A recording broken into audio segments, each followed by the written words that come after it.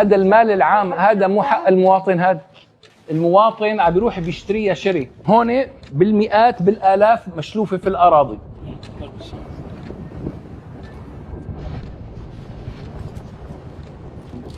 هذا لازم يكون فيه حفظ بكامل المواصفات الصحيه للعقامه. هاي للشمس، معرض بالشمس. هذا هو مغطى بالنسبه للشمس. امين المستودع وينه؟ مين امين المستودع؟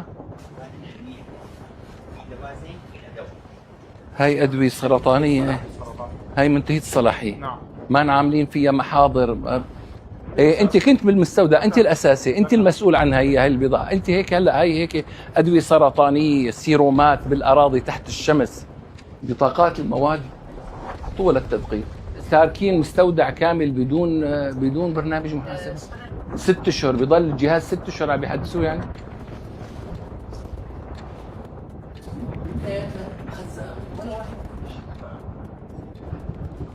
ليش هيك الفوضى بالمستودع؟ الحواضن هاي مين مسؤول عنها؟ مين لك امين المستودع هون؟ ما بتعرف مين جابه ومين حطهم؟ هلا انا هاي الحواضن هاي ما بعرف لمين عائدتها. انا ما بعرف. انتبه، هذا لساتها بورق التغليف مزلتنه، وليك شلون محطوطه بهالظروف هاي. الناس بحاجه لنص حاضنه. بس بدي افهم يعني هلا هالتخزين هذا والله لو حاطط واحد اسمنت براعي اكثر من هيك. ما في شيء ابدا، اي قيدي هيك على التوكل. هذا اللي انت اللي عم تقول لي اياه، مدى صحته مدى دقته نحن ما بنعرف. هذا الكلام قدامنا شيء مخالف.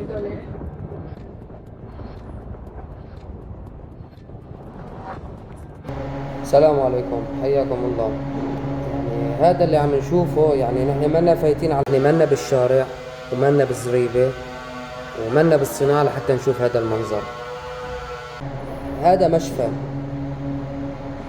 يعني الاطباء شلون ياخذين الشهادات، او الموظفين ضمن هالمشفى او كل مشافي سوريا، انتم شلون ياخذين الشهادات؟ عجب واسطه غير واسطه ما بنعرف، منكم لله سبحانه وتعالى.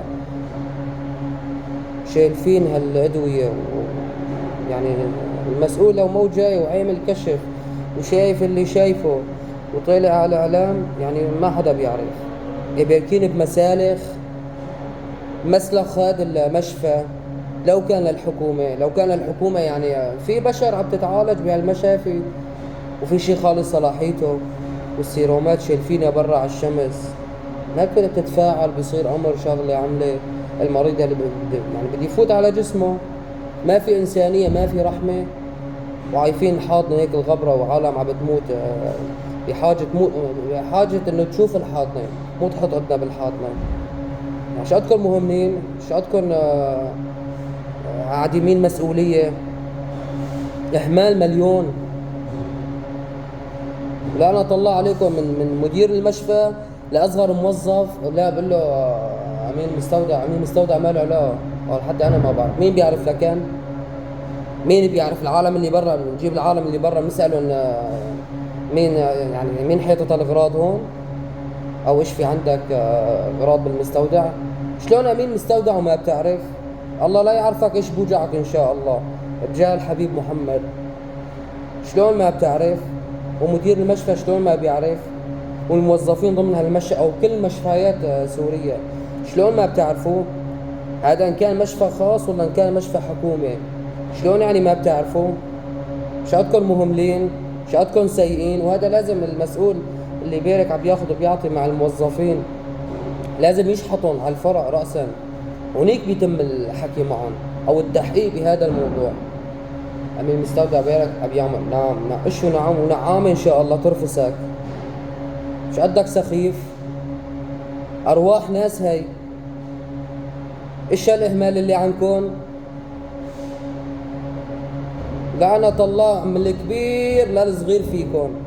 حتى الموظف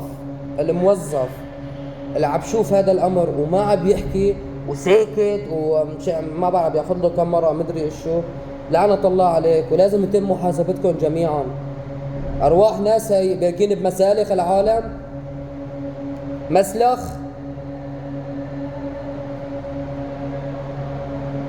والله توفيت والله مو من وراكم، من وراء اهمالكم. من نهارين شفت فيديو واحد بده يحط ابنه بحضانه ما حدا عم يستقبله، ما حدا عم يستقبله.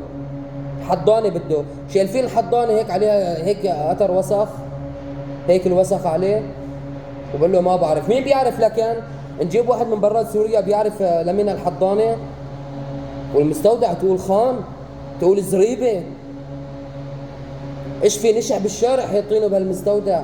كله ادويه وما ادويه وتواريخ من على ادويه ما خلصانه تاريخها للسرطان وعايفينه، وما في لا جرد ولا شيء طاول، ولك السيستم واقف. سيستم ايش؟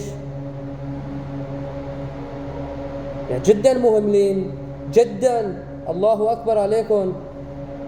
لازم يتم محاسبتكم، ولازم كل مشاكل سوريا يتم الكشف عنها كل فترة وفترة. انتم بدكم مراقبة كل ساعتين، مو كل جمعة او كل شهر او كل سنة، كل ساعتين بدكم حدا يراقبكم. ارواح ناس بين ايديكم. الله المستعان.